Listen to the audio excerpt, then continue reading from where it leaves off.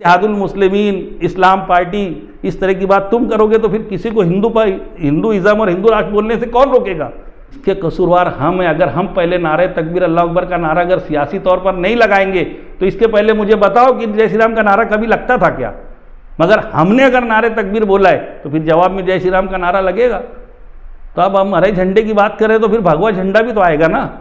शहर में चलने के लिए रास्ते नहीं है, शहर में गटरों का पानी बहने के लिए गटरें बराबर नहीं है, गटरों का पानी सड़कों पर आ रहा है, साफ सफाई का निज़ाम बराबर नहीं है, दवाखाने नहीं है, अगर कुछ दवाखाने हैं तो वहाँ दवाखानों का निज़ाम बराबर नहीं है, तालीम का निज़ाम नहीं है, कोई मार्केट नहीं है, सड़कों पर दुकानें लग रही हैं और दुकानों की वजह से आने जाने और राहगीरों को तकलीफ हो रही है, कोई बाजार नहीं बनाया गया, कोई चीज़ की सहूलत नहीं, रोज़गार की कसम परसी का आलम ये है, बिजली कंपनी का आलम ये है, मजदूरी नहीं बढ़ रही है। इन तमाम मसाइल पर कोई बोलने वाला नहीं है। 12 नवंबर असम्बली के इलेक्शन का उन्वान है क्या? मैं पूरा मुबाहिसा करने को तैयार हूँ, डिबेट करने को तैयार हूँ कि 12 नवंबर का वाक़या एक हादसा था, हो गया, वो असम्बली इलेक्शन का मुद्दा नहीं हो सकता। 2007 से अगर सियासत में मुफ्ती इस्माइल हैं तो 2002 में पहली मरतबा शेख आसिफ कारपोरेटर बने और उसके बाद 2005 में उनको मेयर का भी ओहदा मिला। तो 2005 से लेकर आज तक उन्होंने इस शहर की तब्दील के रुख को, चेहरे मोहरे को तब्दील करने के लिए क्या किया? इस एजाज बेग साहब हैं जो चारों उम्मीदवार खड़े हैं, इनमें सबसे सीनियर तो वही नज़र आते हैं। 1995 से म्यूनसिपलिटी में हैं, म्यूनसिपलिटी के सदर बल्दिया भी रह चुके हैं। शाहीन साहिबा भी 2007 के इलेक्शन में पहली मरतबा कारपोरेटर बनी, कई बड़े ओहदे उनको भी मिले। उन्होंने अपनी जिम्मेदारियों को कहाँ तक पूरा किया? अस्सलाम वालेकुम। महाराष्ट्र असम्बली इलेक्शन के साथ मालेगांव में भी असम्बली का इलेक्शन पूरे शबाब पर है। जलसा, जुलूस, मीटिंगें, रैलियां हो रही हैं। मेरे बहुत सारे खैरखा, मेरे बहुत सारे चाहने वाले मुझसे बार बार तकादा कर रहे हैं कि मैं कुछ बोल क्यों नहीं रहा हूँ। मैंने कई मरतबा कहा कि मैंने बोलना छोड़ दिया है। बोलने के लिए बोलना ऐसा मैं ज़रूरी नहीं मानता, बल्कि मैं ऐसा समझता हूँ कि जहाँ पर ज़रूरत है वहाँ बोलना चाहिए। पार्लियामेंट के इलेक्शन के वक्त का हवाला दिया गया। मैंने पार्लियामेंट के इलेक्शन के वक्त बोला था इस शहर के जितने भी सियासी लीडरान हैं जो आवाम की भलाई का, आवाम की खिदमत का दावा करते हैं, बड़े अफसोस के साथ कहना पड़ता है कि ये सब के सब आवाम को ब्लैकमेल करते हैं, आवाम की वोटों का सौदा करते हैं। सब ने खिदमत के नाम से के लिए सियासत में नहीं है, बल्कि सब ने सियासत को धंधा बना लिया है। और बड़े अफसोस के साथ कहना पड़ता है कि इनको सियासत में हर जगह सिर्फ रुपया और पैसा नज़र आता है। कहाँ से पैसा मिलेगा, कैसे मिलेगा? और पिछले 3 पार्लियामेंट इलेक्शन का तजुर्बा रहा है कि इन्होंने सिर्फ पैसे के लिए उम्मीदवार को ब्लैकमेल किया और इस मर्तबा भी ये लोग पार्लियामेंट के उम्मीदवार को पैसों के लिए ब्लैकमेल करना जा रहे थे।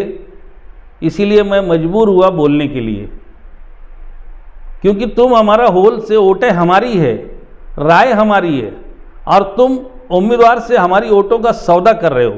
ठीक है, तुम सौदा करो, हम वोटर, हम वर्कर, हम आम आवाम, तुम लीडरों के खूंटे पर बंधे हुए बकरे हैं। तुम चाहे जिस दाम में, चाहे जिसके हाथों हमको बेच डालो, मगर कम से कम हमारे बेचे जाने का सही ढंग से इस्तेमाल तो हो। कुर्बानी के नाम से अगर हमको बेच रहे हो तो सही कुर्बानी तो हो। मगर 3 इलेक्शन में हमने देखा था कि हमको बेचा तो जा रहा है मगर मकसद भी हासिल नहीं हो रहा है, उम्मीदवार गिर जा रहे थे। इसलिए मैंने पार्लियामेंट इलेक्शन के टाइम बोला और लीडरों को कहीं ना कहीं लगाम लगी, शहर में बेदारी आई और इस शहर ने देखा कि जो कुछ पिछले 3 इलेक्शन में होता था वो नहीं हुआ। लेकिन इसका मतलब ये कि हमारे लीडर अपने मक्कारी से बाज आ गए, ऐसा भी नहीं है। तुम हर लीडर के मुंह से बयानात सुन चुके हो कि पार्लियामेंट के इलेक्शन में फिर भी हर लीडर ने पैसा लिया उम्मीदवार से और जिन कामों के लिए पैसा लिया उसको खर्च नहीं किया और पैसा खा गए, ऐसा एक दूसरे पर ये लोग बराबर इल्ज़ाम लगा रहे हैं। तो आज जो असम्बली का इलेक्शन आया, मैं देख रहा हूँ कि सब लोग अपने उम्मीदवार हैं, सब तो अपने लोग हैं, इसमें कोई बड़े मसला नहीं है। हम लोग वोटर हजरात अपने तौर पर किसी न किसी को मुंतखब कर लेंगे, लेकिन जिस रविश पर इलेक्शन जा रहा है वहाँ पर मुझे बोलना ज़रूरी लगा, तो आज मैं बोलने के लिए आपके सामने हूँ।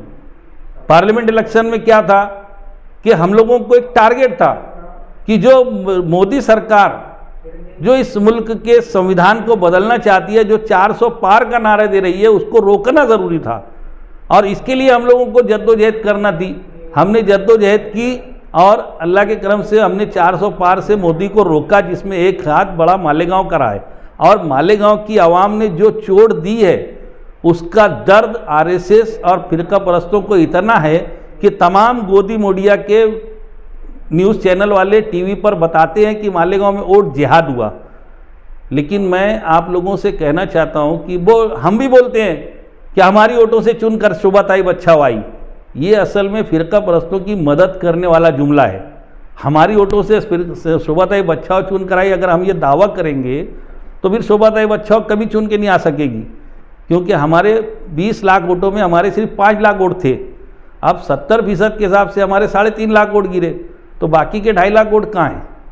तो 4.5 लाख वोट की लीड लेकर के पिछले इलेक्शन में हमरे आए थे मालेगांव, तो हमने तब भी एक तरफा वोट दिए थे मगर 1.5 लाख वोट दिए थे। तो कुणाल पाटिल 3 लाख वोट से हार गए थे और 1.5 लाख वोट, ये जो 5,000 वोट बीजेपी को मिली उसके बावजूद जीत गए। वही 5,000 अभी भी मिली बीजेपी को, मगर पूरे 5 मतदार संघ में ज़्यादा वोट और मालेगांव मतदार संघ में सिर्फ 5,000 बीजेपी को वोट, ये एक हवा खड़ा किया गया। अब पूरे मुल्क में ये बताया जा रहा है कि देखो मुसलमान वोट जिहाद करता है। तो हम ये ना बोलें, बल्कि हमारे पास, तो मैं तब भी बोला कि हमारे पास कोई ऑप्शन नहीं है। हम अगर शोभाताई बच्छाव को वोट नहीं देते तो हमारे पास वोट मांगने आया कौन था? तुम ये भी बोल सकते हो ना कि हमने मोदी के खिलाफ वोट नहीं दिया, बल्कि हमारे पास कोई वोट मांगने ही आया नहीं। मोदी का उम्मीदवार हमारे पास वोट मांगने आया क्या? अगर वोट मांगने आया होता तो हम सोचते, तो जो हमारे पास वोट मांगने आया हमने उसको वोट दिया। अब जो मैंने उस वक्त भी कहा था कि देहातों में बाकी के जो 5 असेंबली हल्के हैं वहाँ पर जो गैर मुस्लिम हैं उन लोगों ने किसानों के मुद्दे हैं, नौजवानों के रोज़गार का मुद्दा है, महंगाई का मुद्दा है, उन मुद्दों पर उनको वोट देना है। तो उन लोगों ने वोट कम दिया। जो 4.5 लाख वोट की लीड बीजेपी को 5 मतदार संघ में रहती थी, वो लीड खत्म होकर के सिर्फ 2 लाख की लीड बची। तो 1.5 लाख गैर मुस्लिम लोगों ने वोट नहीं दिया बीजेपी को, इसलिए शोभाताई जीती है। हमें सिर्फ हमारा हम नहीं कर सकते। तो ये तो पार्लियामेंट का हो गया। अब आइए असेंबली की तरफ। 4 उम्मीदवार या 13 उम्मीदवार खड़े हैं। 4 उम्मीदवारों का बड़ा जोर सुनाई दे रहा है। एसडीपीआई के 5वें उम्मीदवार भी उसमें चल रहे हैं। मैं देख रहा हूँ कि अब 5 दिन बचे हैं। हर सियासी पार्टी के स्टेज लग चुके हैं, तकरीरें हो रही है, मगर उन तकरीरों में कहीं पर भी किसी भी जलसे में कोई अवामी रुझान नज़र नहीं आ रहा है। इसका मतलब साफ और सीधा ये है कि इस शहर के लीडरों ने होश के नाखून लेना चाहिए। वोट किसको मिलेगी, कितनी मिलेगी, कौन जीतेगा, कौन हारेगा, वोटर के लिए मजबूरी है कि एनआरसी और सीए का हवा खड़ा कर दिया गया तो हमको तो वोट देने जाना है, और जमहूरियत में हमारा हक भी है। और मैं भी अपील करूंगा कि सबने वोट देने जाना चाहिए। मगर अब हम इस मजबूरी के तहत हम वोट देंगे, किसी न किसी को वोट देंगे, कोई ना कोई जीतेगा, कोई ना कोई हारेगा।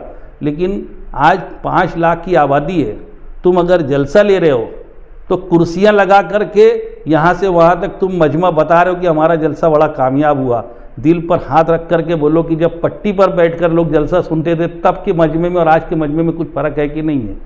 और उस वक्त जिस इलाके में जलसा हुआ होता था उसी इलाके के लोग जलसे में रहते थे। आज कहीं भी जलसा हो, रोज़ाना के वही वर्कर अलग अलग हिस्सों से बुलाए जा रहे हैं। तो इसका मतलब है कि आम आवाम ने तुम पर भरोसा करना छोड़ दिया। आम लोगों ने तुम्हारी बातों के ऊपर भरोसा करना छोड़ दिया, इसलिए अब तुम्हारी बातों को कोई सुनने को भी पसंद नहीं कर रहा है। क्या बोला जा रहा है स्टेज से एक दूसरे के खिलाफ? कोई आवाम की ज़रूरत की, आवाम की मसाइल की, आवाम के दर्द की, आवाम के दुख की, आवाम के तकलीफ़ों की बात नहीं हो रही है।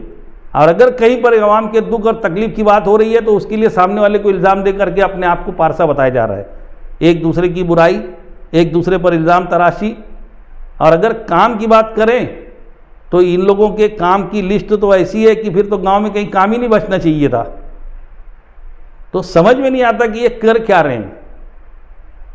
तो इसलिए मैं देख रहा हूं कि इलेक्शन के जलसों में जो असेंबली का इलेक्शन है, एक उम्मीदवार खड़ा है, वो असेंबली में चुन करके जाएगा तो क्या करेगा, उस पर बात नहीं हो रही है। वो उम्मीदवार के ताल्लुक से जो कुछ इल्ज़ामात भी अगर लगाए जा रहे हैं तो इल्ज़ामात उस ताल्लुक से नहीं है कि वो अपनी जिम्मेदारी में कितना खरा उतरा कितना नहीं उतरा, कौन कब से है। आज 5 साल से अगर मुफ्ती इस्माइल एमएलए हैं तो 2007 से वो सियासत में है, उनको 17 साल का हिसाब देना पड़ेगा।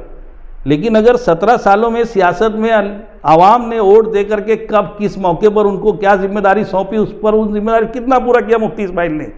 लेकिन 2007 से अगर सियासत में मुफ्ती इस्माइल हैं तो 2002 में पहली मरतबा शेख आसिफ कारपोरेटर बने और उसके बाद 2005 में उनको मेयर का भी ओहदा मिला। तो 2005 से लेकर आज तक उन्होंने इस शहर की तब्दील के रुख को, चेहरे मोहरे को तब्दील करने के लिए क्या किया। जिन लोगों ने, आवाम ने उनको वोटें दी तो उन वोटों के बदल में उन्होंने आवाम के लिए क्या काम किया। इसी तरीके से एजाज बेग साहब हैं, जो चारों उम्मीदवार खड़े हैं इनमें सबसे सीनियर तो वही नज़र आते हैं। 1995 से म्यूनसिपलिटी में हैं, म्यूनसिपलिटी के सदर बल्दिया भी रह चुके हैं, तो आवाम ने उनको भी वोटें दी है और जिम्मेदारियां दी है। उन्होंने अपनी जिम्मेदारियां कहाँ तक पूरी की।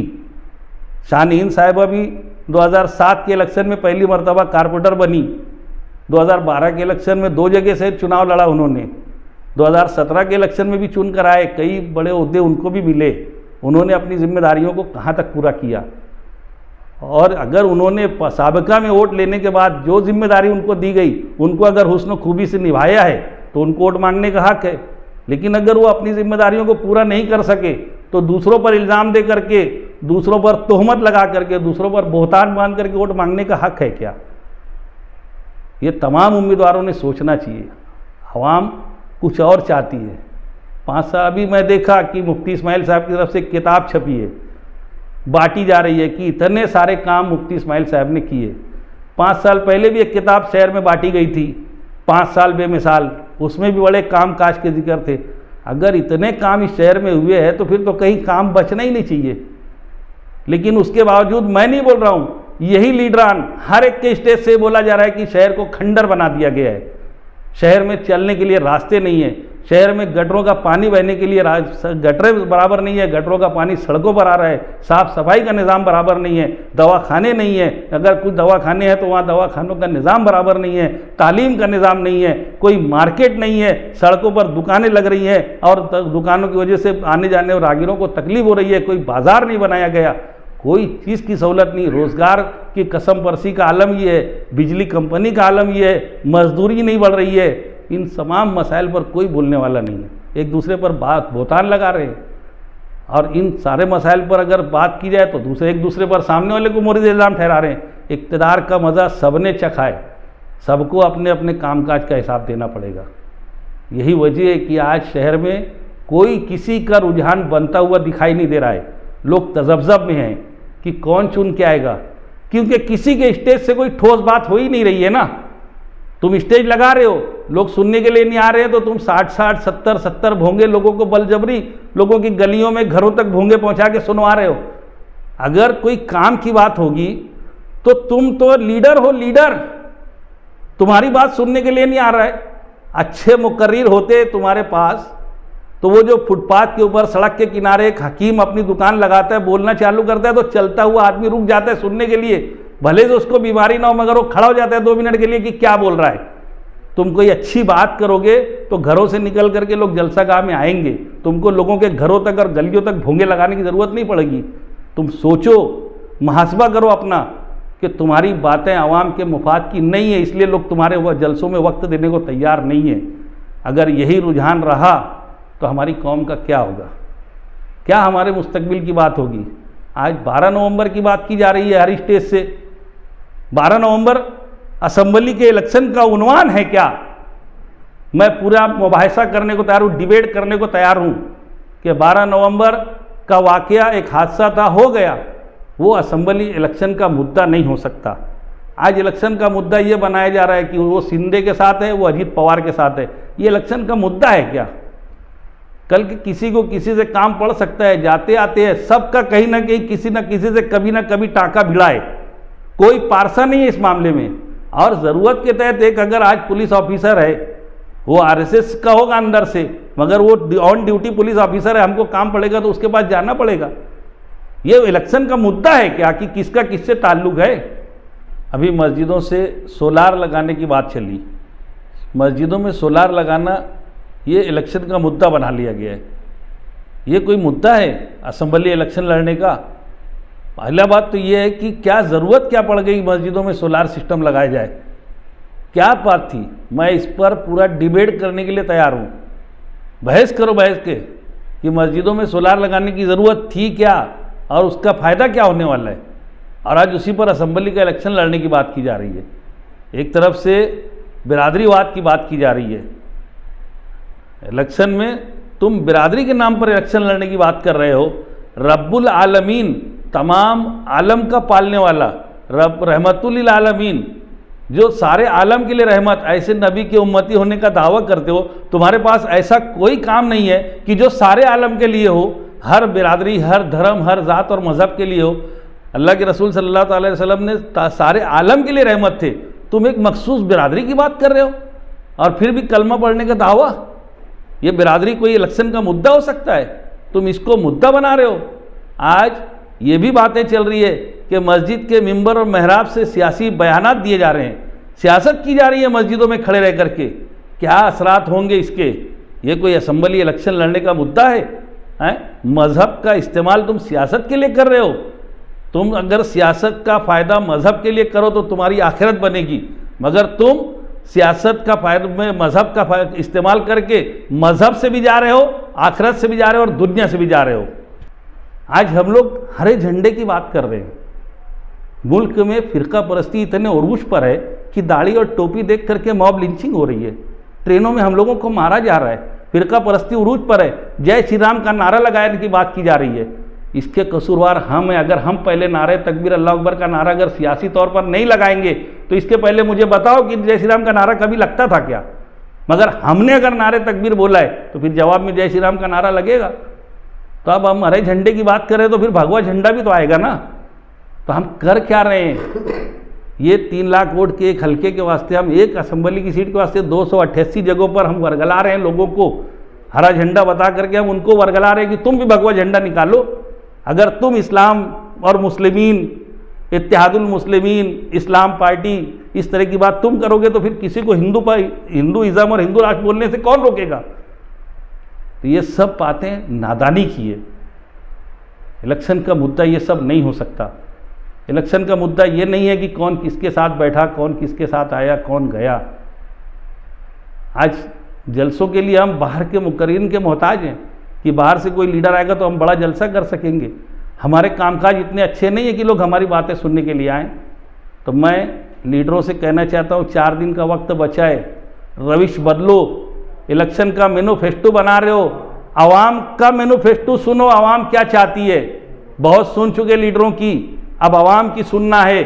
और आवाम की बात इंशाअल्लाह 1-2 दिन के अंदर मैं रखूँगा और मैं समझूंगा कि आवाम जो बोलना चाहती है वो बात मैं बोलूँगा। लीडरान अगर उस पर अमल करेंगे तो उस पर उन्हीं लीडरान को आवाम साथ देगी। इतना ही करके मैं अपनी बात ख़त्म करता हूँ। अस्सलाम वालेकुम।